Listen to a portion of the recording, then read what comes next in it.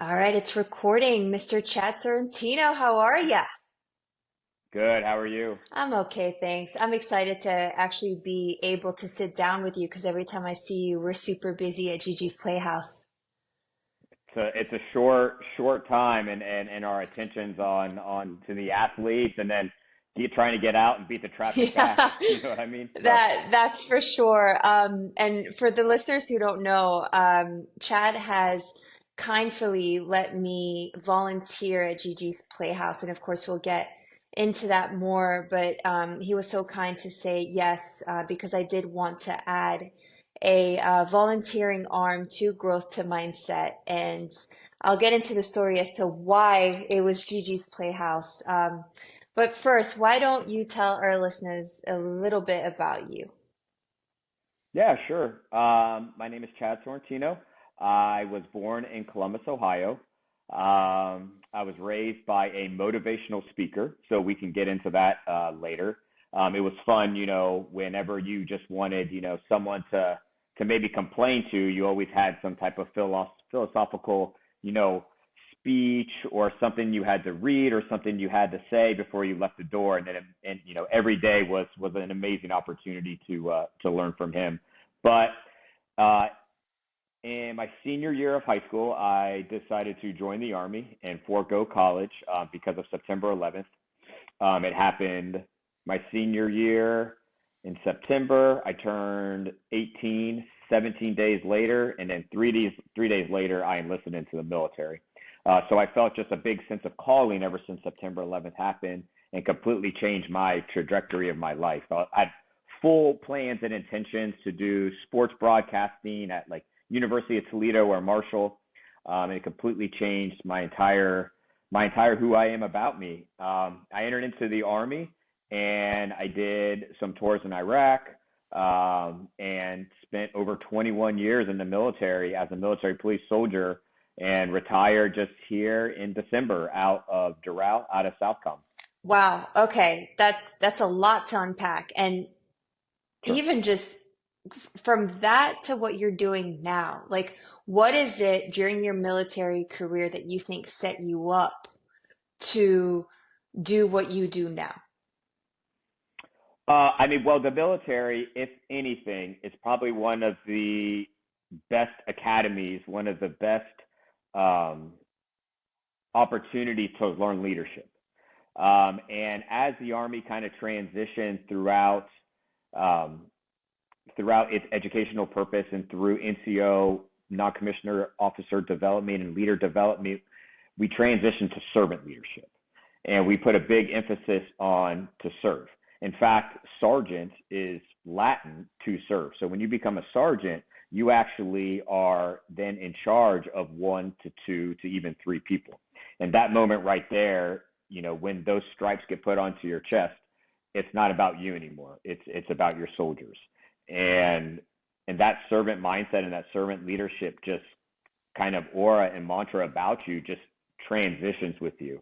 And from there, you just find yourself, if you're a servant and you want to serve people, you just find yourself helping people out. And that's how I kind of not necessarily stumbled, but it kind of just allowed me to become the leader that I am today through the military. Got it. And for people like me who don't know what servant leadership is, how would you explain it?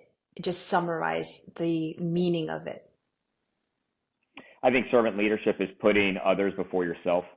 It's taking care of yourself, but having the also the ability to possess, one of the most important qualities in emotional intelligence that there is, and it's empathy and understanding the people that you are there for them. Their wants, desires, and needs are valuable, and understanding the human as capital to get results is probably the most important thing that comes from servant leadership model. And that's super helpful. Thanks for breaking that down. And so you also coach at a CrossFit gym. You coach the members at Gigi's Playhouse. And for those of you who don't know, Gigi's Playhouse is a nationwide organization that has achievement centers for people with Down syndrome. So it gives them an opportunity to get together, do activities, etc. It's really cool if you guys want to check it out. So Chad teaches them CrossFit, and on top of that, you have your own business that's built on servant leadership. So, do you mind getting into that as well? Sure. Um, well, going back all the way to middle school, I was always, I was always I regret going back and looking, and I was always that kid that was kind of always talking too much, always wanting to have fun. I would have my homework rolled up in my back pocket. I would ask, the cute girl next to me for a pencil. I wouldn't even bring like a pen to class. Um, but I think one thing that really made me the human that I am today was my relationship with my best friend. My best friend Robbie has muscular dystrophy, and he lived down the court from me, and we did everything together. I'm talking everything. We would play hockey. I would put pillows and pads on him, and he would be the goalie. I would shoot pucks at him. We would go around and we would have a snow removal business together where we would go around and we would offer to use his dad's snowblower to to shovel the driveways.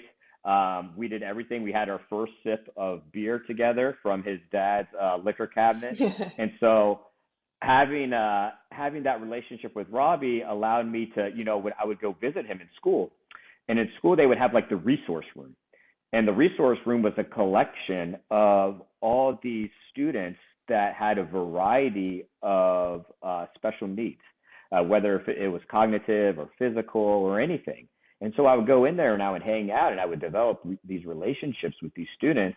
And it was just something that I found that I had such I don't even know if it's a passion, but just a desire to assist if I could, always wanting to help out. And that kind of carried with me throughout my career and throughout the Army. And I remember I was always super fit. I was always, really good at PT, we call it in the Army, physical training. And then, when you deploy, everyone gets in super shape. Everyone orders all the supplements from like bodybuilding.com. And when you deploy, everyone just gets, jacked and really big in the bodybuilding. And I went through master fitness trainer. I was a drill sergeant in the Army. I was in charge of a SWAT team. And so fitness was always a big part of my life. And in fact, in the Army, you get graded on your presence, and your presence not just being like your ability to lead, but also how you look and how you carry yourself and how you conduct yourself. And in 2014, CrossFit started to really gain its momentum, and I used to make fun of it. I thought it was silly.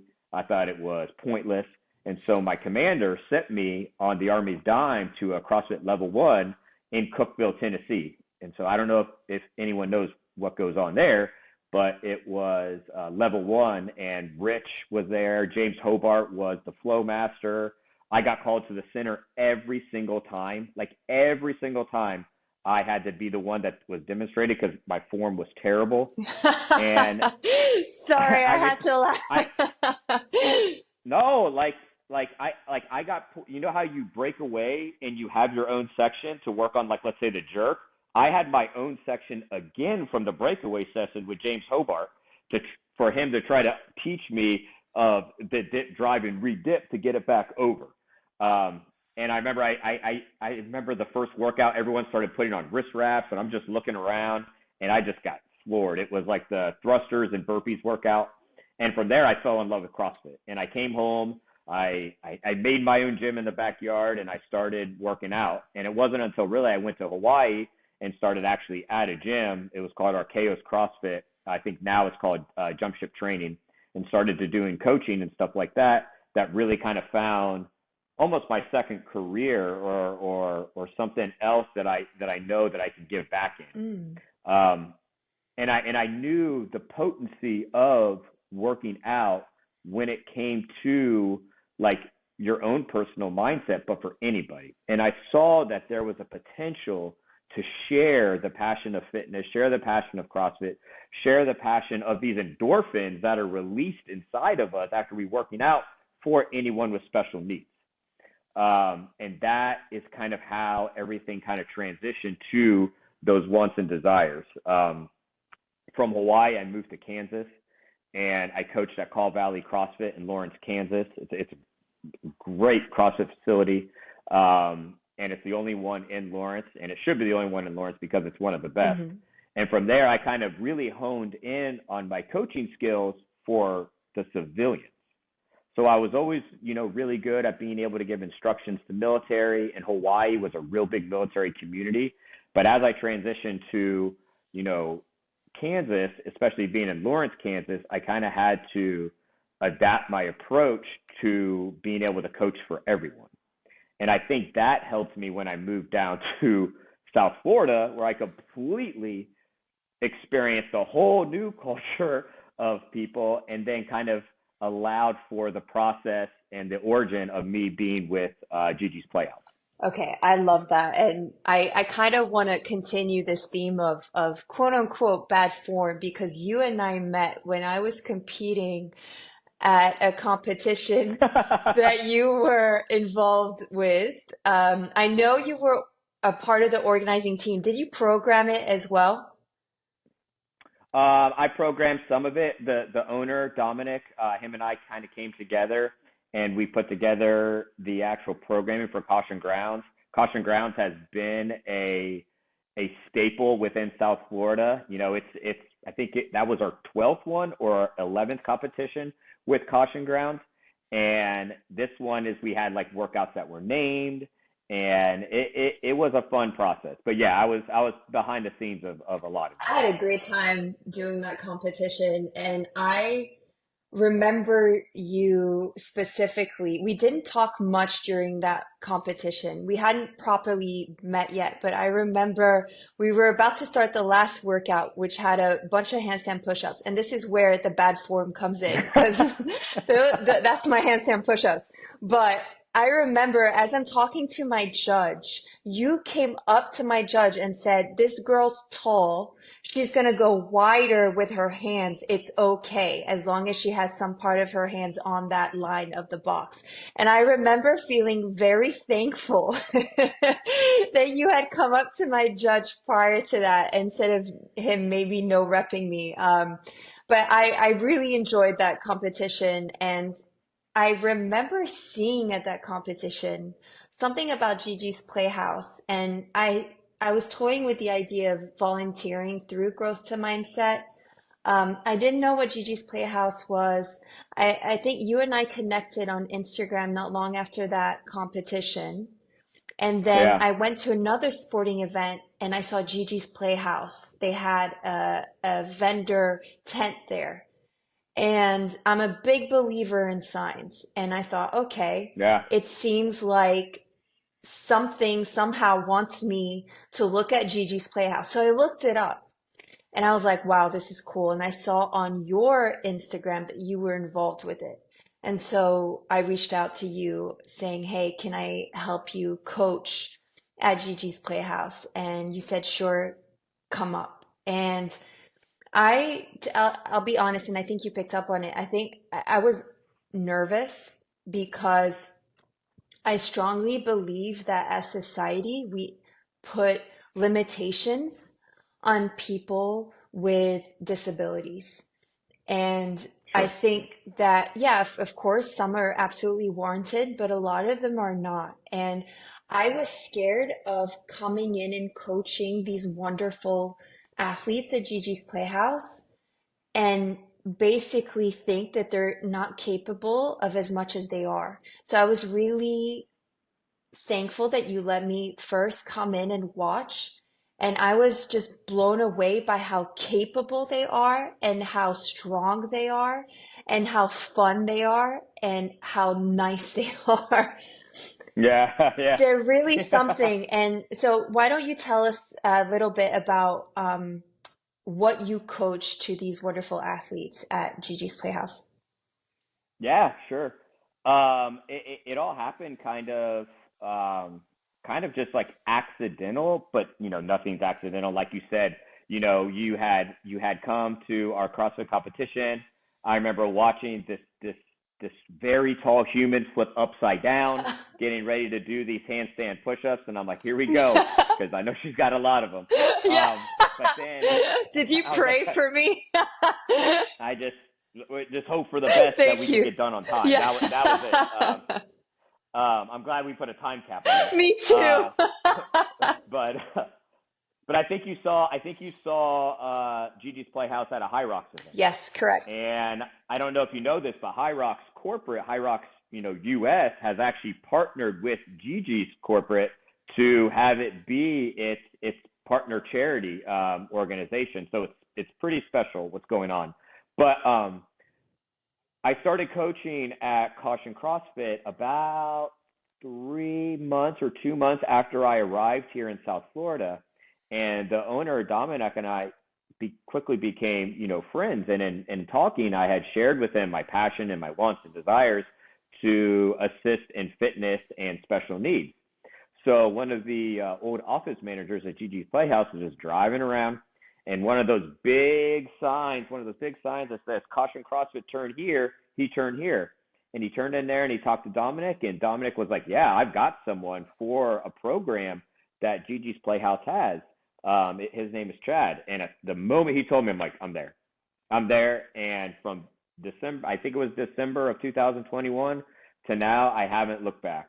And I shared in the same experience you had going there and being nervous. And it wasn't necessarily, it was nervous as if had the ability to connect. I always knew that if I could put the pieces together of physical fitness, that the beauty of it would come out. But I was nervous that I wouldn't be able to connect maybe with the audience for whatever reason. Some of it was difficult because there's some that only speak Spanish. And I'm not very good at Spanish. I'm working on it. And then sometimes there were some people that were nonverbal as well. But the cool thing about it was we could collectively come together through this one language, and that's movement. And I could always demonstrate it, and it really allowed me to practice my skills. What made me be a little adventurous when it came to the programming was Sam Dancer. So Sam Dancer and his wife, I've been following for a very long time because, they're just two polarizing people that are just beautiful humans to witness. And their relationship with an athlete named James. And I saw, I believe the Love Foundation, the Dancer Love Foundation, and everything that King James does and everything that's worked. And I was like, you know what? I can do this. I can introduce CrossFit. And from that moment forward, we've been swinging kettlebells, we've been pushing sleds, we've been doing PVC snatches, we've been doing cleans, we've been doing everything. And I'll tell you what, these amazing athletes impress me because it's like you said, the moment we limit, their ability to do something, we then handicap their capability. And that's something that we should never do. We should never limit someone to be capable of doing something. And if you put an obstacle out in front of them, the only two options someone has is whether they're going to go over that obstacle or whether they're just going to stand there and look at it. And if you can add a little bit of encouragement and add a little bit of, yes, you can do this no matter what, they will overcome that obstacle. And that's been the biggest impact from my experience there, is just seeing every single obstacle that has been put in front of them, they've been able to tackle. And it's so beautiful to witness. It really is. And I love that you're talking about movement as a connector. I think, we're all human beings. We're all built to move, and we all get endorphins for moving. And at the end of the day, having and being able to do that with them, I think is such a beautiful thing. And I've only just started volunteering with them, but I just feel like that's a universal language. And then you add movement, the theme of movement for every body. And I mean two separate words, every body type, Right. right? Yeah. I think that's a beautiful thing. And I kind of wish more people knew about it. I think, for example, in CrossFit, you see a lot of athletes with disabilities compete, and they're so impressive, yet they don't get much recognition. And I do Yeah. think that it goes both ways though, because not a lot of people are watching them do these competitions. So there isn't a business incentive for, let's say, CrossFit to place more emphasis on the competitions that they do. So I do feel like it's a vicious cycle, but I think the more I'm involved with Gigi's Playhouse, the more I realize I'm so in awe of what they do. Just watching them, we were doing sumo deadlifts. Weren't we doing that last time? Yeah. We're inside. Yeah, we're doing sumo Yes, deadlifts. and Yeah. I was floored by their strength. And they're strong and they're so willing to show us how strong they are. And I wish more people could absolutely see that. And I feel like I'm volunteering more for myself than I am for them at this point because what I get from seeing them is just so awe-inspiring. There's a small selfish little almost like sweet tooth that occurs from being there and being a part of it and witnessing the passion. Like you leave and you could do anything. You leave and you're ready to go. I mean, the endorphins are vibing. The endorphins are going, through everybody. Yeah. And that being said, so we have a couple exciting things coming up for these athletes at Gigi's Playhouse. So one of them is on May 9th. We can maybe talk about a few details. I don't know, Chad, do you want to maybe disclose some things about May 9th? Yeah, I mean, May 9th is going to be a big deal. We've got a field trip for these athletes, heading down a little bit south from our Miami Lakes area and heading over to Peak 360 to meet some really amazing athletes. And I think I think my athletes are going to show your athletes a little bit of fitness, and I think that's going to be really exciting and allow them to kind of see a complete, you know, different experience because they've been to Caution CrossFit and everybody there loved them and they loved every second of it and they ate it up. From them seeing all the equipment, grabbing the equipment, just and having a smoothie afterwards at our nutrition place, like it was an amazing experience and I know it's going to be just as good down there. Oh, it's going to be amazing. And I do think they are going to show Team Peak what fitness truly, truly is. Yeah, And yeah, then we have a run happening on May 18th, right? You want to tell us yeah. about that as well? Absolutely. May 18th, we have a 5K. It's our Gigi's Playhouse Fitness Challenge. This actually is a nationwide event. So the different type of locations, the different Gigi's Playhouses across America, all put on their own acceptance fitness challenge. And ours is going to be at McDonald Park in Hialeah. And it's really, really an amazing event. There's a lot of people that come. There's a lot of fun vendors, and it's a big community like get together. And we will have a walk, we will have a 5K, there will be a small, even little sprint afterwards. Every single person gets medals, and we just have a really good time in sharing and exercise and being outdoors. Amazing. I can't wait. I can't wait to be there. So what are your plans now with Gigi's athletes? Is it just about maybe obviously adding more skills, more fitness, etc. But are you looking to perhaps add more people, maybe bring it nationwide? What are your plans? Oh man, that like if I could have everything and any desire I want, I would love for everyone to experience and witness them overcoming obstacles. And that's one of the biggest things that keeps me coming and keeps me going and makes me creative. The cool thing about Gigi's Playhouse is it challenges me, and it challenges me to come up with new challenges for them because they beat everyone every single time. I come up with something that I may think might throw them for a loop. They overcome those challenges. I would love for maybe some of our athletes to compete in maybe a local small comp or do something, where they can kind of, it's almost they can show off what they've been doing because they train really hard and they just don't do it on Thursdays with me. They're doing burpees at home. Do you know anyone that just randomly does burpees at home? No, these athletes do burpees at home and then tell me about it. I get messages all the time about how many burpees they've done and they want to show off. And I would really love too for Gigi's Playhouse and my athletes to participate when High Rocks comes back to South Florida to have a heat where we go out together. And I would love to also see, High Rocks. I know they have, and they're developing and doing a really good job kind of adding different divisions and improving on that training piece for High Rocks for the different adaptive divisions. And I also kind of want to see it grow not only for, physical adaptive athletes, but maybe for cognitive adaptive athletes too as well.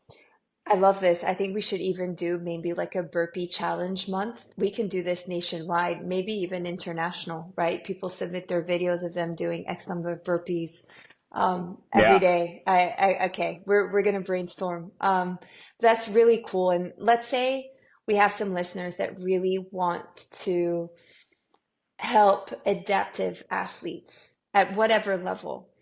What kind of advice would you give to them? I would give them the advice of try anything that you would try. Don't limit these athletes just simply based upon something that you're limiting them from. A lot of times, like you said at the beginning, we end up limiting our own athletes at the gym. We end up limiting ourselves by holding back on certain things. And the moment you put up a wall and the moment you say, I'm not quite sure, you know what I mean? They're not going to have the ability, they're not going to have the thought process, they're not going to have the opportunity to overcome that scenario or that obstacle, that weight, that box jump, that deadlift, everything that we do that we can express in a safe manner and allow them to go full effort on, it pays off because the neurological change that occurs when you see an athlete overcome something that they can't do is palpable. It's felt, right? And it's the same thing for our adaptive athletes. They walk a little bit taller, they stand up better, they communicate more clearly. It's absolutely amazing. And seeing the transformation of these athletes that I've been with since 2021, seeing just their entire body composition change, the sumo deadlift that you witnessed, that was beautiful because about a year ago, those plates would have not have been added to that bar. And just seeing the progress is just something that you can't be afraid of. For that progress to happen, you can't limit their ability.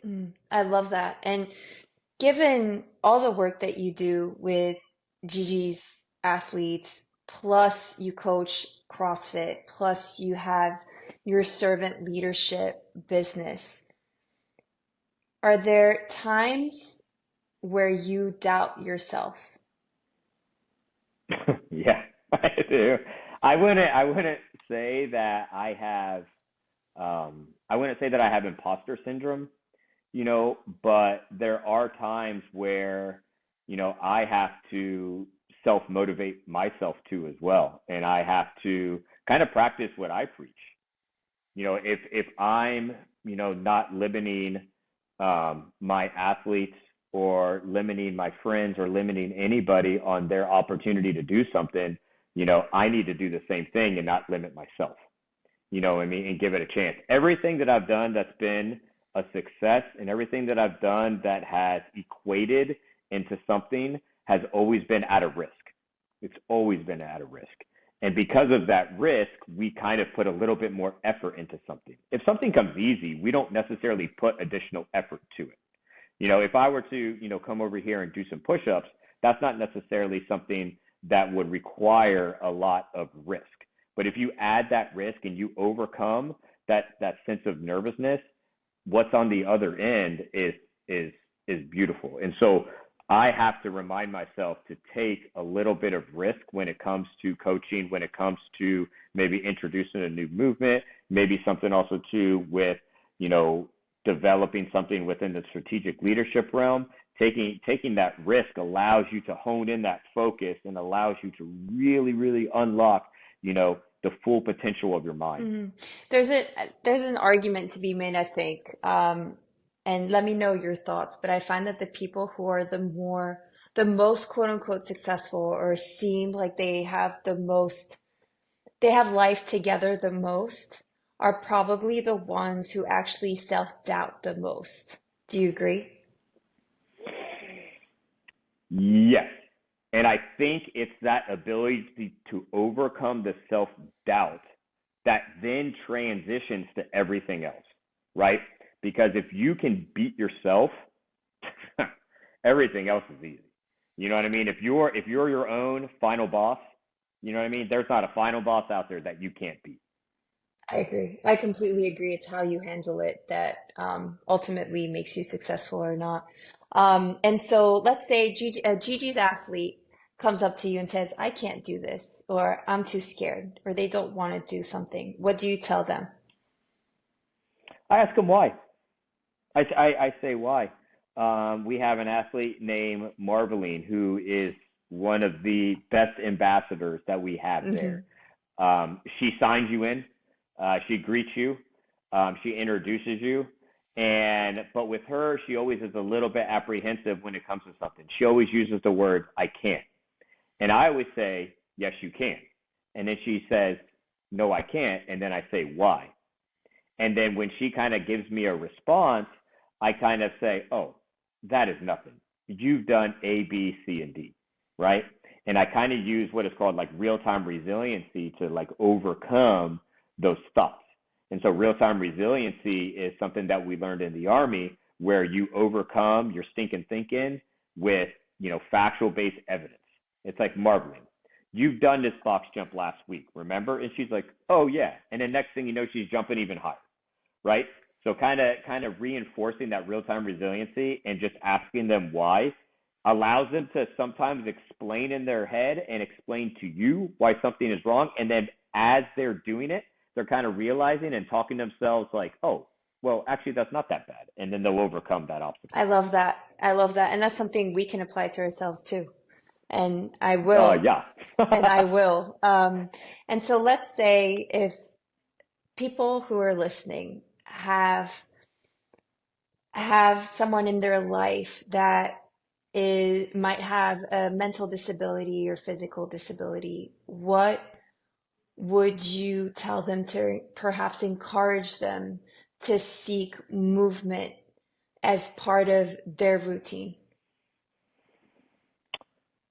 Well, when it comes to someone that may have those type of limitations, right?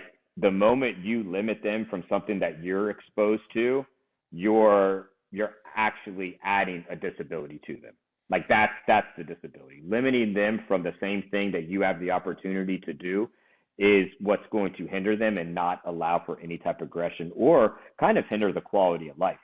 I heard in your last podcast how potent the outdoors and how potent movement was during like the COVID over in Asia.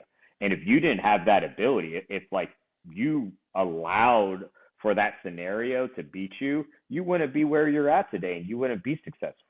So it's the exact same thing. You need to go ahead and try your best to allow them to feel that movement, feel the same way you feel when you go outside and the sun touches your face. That same feeling when you get done with a walk. No one has ever regretted a workout once you're done with I it. was going to say, We once you're all done, know. yes. No, yeah, once you're done with it, unless it's just something mayhem. And I've programmed some silly workouts too. I had a crew in Kansas. We would come up with these like COVID workouts, and it was real famous that I would try to like overcome the next one. And I've overprogrammed myself many a times. But we've we've never regretted something that we did that's difficult and then did it. Mm. When have we ever done that? So when you hold someone back, you're not only holding them back, you're also holding yourself back. You're holding back the relationship that you could probably have with that person, right? So, Yeah, agreed completely. And to go back to your programming, I have to say it was quite diabolical during that competition where we met for us to have to do Grace, then some kind of echo bike into Isabel. And the last workout after that is a handstand push-up workout. That was diabolical. Well, we have a member at our gym named Bruce, and he's this big, huge, imposing man. And so that middle workout was benchmark Bruce. You know what I mean? Because like it was like his thing, and I wanted to add him into our caution grounds. Well, thank you. I did not regret doing something hard. It was not fun but it was fun after for sure. But that was diabolical programming. Hey, but you I podium, and I I sure podiumed. I should and have. I remember everyone called your name, and you gave everyone high fives, and I was like, man, I liked her energy because Oh. like you like came by and gave everyone high fives, and we were kind of all like, hey, thank you for the high five. Well, yeah, like so many people took time out of their weekend to give Oh us an yeah. opportunity to work out and have fun. I mean, and it's super stressful putting together a competition. So I was just super thankful that they did that and everyone was so sweet. So yeah, I really Oh, our enjoyed it. gym, yeah, our gym is, I mean, our Friday Night Lights, our community, it is something very special, and it's the reason why I stayed in Miami when I retired. Yeah. You know, I had full intentions of moving to Kansas, and it was like 3 days before I left. We had a going away party planned, Hmm. and I went to Dom and I said, I don't think I want to leave. You know, Oh, I'm so glad you you didn't know, leave. yeah, thank you. So I have a couple lightning round questions for you. Let's go. Oh, he's ready. Are you sure you're ready? Yeah, Okay, maybe. maybe we can do hard things, Chad. All right. First Yeah. question. Last meal on earth. Last meal on earth would be a ribeye. That's it? No fries, nothing? Well, a ribeye and Caesar salad. Caesar salad. Okay, explain. Explain. Why the salad?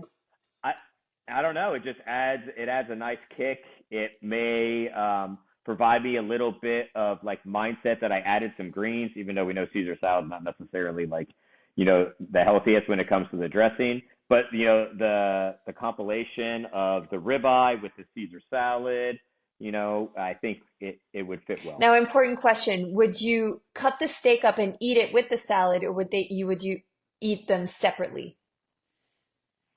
I would have the salad first, and then Oh, I would finish off with like a 20 ounce ribeye. 20 ounce. I like that. Okay. Favorite CrossFit movement? Burpees, Oh, okay. Least favorite CrossFit movement? snatches. Ooh, why? Tell me. I'm terrible. you know, I, there's just something that just like for what I mean, I pride myself at being an amazing coach. I pride myself at being an amazing coach at it. It is just something that the connection and putting it together is a little bit difficult. Wall balls are a very close second. I mean, a very close second. Like the quarterfinals workout, I was telling my friends, I'll pay you to do my wall balls. Oh, So those were, I mean, I like wall balls, but I did not like that workout. no, Yeah, it was horrible, but we survived. right. I want to know what you think. Do you think to be a good coach, you have to be a good athlete? No, Do you mind I do elaborating? not. Tiger Woods' golf coach was not better than Tiger Woods. And your ability to articulate and your ability to inspire is the measurement of a coach, not necessarily your athletic prowess. And we all know there are some studs out there in the CrossFit world, in the fitness world, in sports, and even in sales or business that they are performers, and that is it. But when it comes to inspiring, motivating, right, connecting, your ability to also connect human relationships and different human relationships, because we all know leadership is not a one size fits all. It is strictly on your ability to quickly form a relationship with someone, find out what inspires them, and use that. And sometimes use it against them too. Yes, so I agree with that statement. And may I add, I think athletes, most of them are gifted and tend to have things come more easily to them versus someone who might be less gifted will have had to work very, very hard. Not that athletes don't work hard, but I think the baseline is different. So if you take someone who was at a lower baseline, who had to put in a huge amount of Yeah. work, I think they can put themselves in other people's shoes and break it down a lot easier and maybe have more empathy to how hard the process may be. Again, this is, I think, a generalization. I don't think it applies to everything, but I do think it's something to look No. at, right, when we're looking at whether you have to be a good athlete to be a good coach. Yeah, I'm gonna tell you what, some of the best leaders that I had the opportunity to serve with were leaders and soldiers who had to overcome some type of adversity. And they had the ability to go back and utilize their personal experience to motivate, to instill, and to inspire, something within their soldiers. The adult learning module is strictly based on experience, learning through experience. So it's that same notion of, having someone who has gone through the process and maybe have had gone through the process a little bit tougher than someone that's like, super high level. They now have the ability to lean on what they have had to go through to inspire. Yeah, I like that and I agree. Next question. What's your favorite place on earth? Wherever my friends are at. Aw, who knew? Who knew, Chad? You have such a Yeah. huge heart. You are really, Yep. really where your friends are. That's beautiful. Yep. That's really beautiful. Okay, okay. I would like to know what is next for you. What are you working on right now? I'm working on something big. I have been in the works developing a 12-month servant leadership curriculum where, companies or individuals or anyone can partake in a customizable um, month-to-month program that is allows them to process from month 1 to month 12, understanding the principles and application of servant leadership. And it's something super simple as far as the actual person in the driver's seat. All I ask is for 15 minutes a week, 1 hour of the month, on practicing on two certain type of topics from that month's topic. And as we go through, there might be some check on learning, some analysis, and then at the end, they have that full application that's going forward. Very cool, Chad. And where can people find you? They can find me on my Instagram. It's the real Chad, or you can go to chadsorrentino.com. I love it, Chad. Thank you so much for your time. Of course, of course. Thank you. Thank you